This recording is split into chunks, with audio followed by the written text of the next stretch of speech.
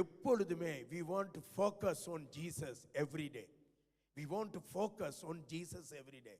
எப்பொழுதும் ஒரு குறியாக இயேசுவை தான் நாங்கள் பார்க்க வேண்டும்.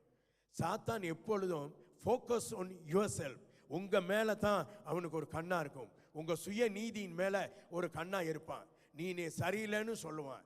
நீங்க சொல்லணும், இயேசு கிறிஸ்துவினுடைய சிலுவை மரணத்தினால நான் நீதிமானாக்கப்பட்டிருக்கிறேன், நான் மீட்கப்பட்டிருக்கிறேன், அவருடைய பிள்ளை ஆக்கப்பட்டிருக்கிறேன், சாபம் நீக்கப்பட்டிருக்கிறது, வியாதி நீக்கப்பட்டிருக்கிறது என்ற காரியத்தை அவனுக்கு நினைவுபடுத்த வேண்டும்.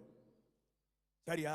எங்க நினைவு அலைகள்ல இயேசு என்ன செய்தாருங்கிறத ஆழமா பதித்து இருக்க வேண்டும். அதனாலதான் நாங்க வேதத்தை படிக்க வேண்டும். அதனாலதான் வேதத்தை நாங்க வாசிக்க வேண்டும். ஆண்டவருடைய மொழி உங்களுக்குள்ள வரணும்னா, அவர் செஞ்சது உங்களுக்குள்ள வரணும்னா, கட்டாயமா நீங்க அவருடைய வேதத்தை படிச்சு தான் ஆகணும். அவர் சொன்ன வார்த்தைகளை நீங்க படிச்சு தான் ஆகணும்.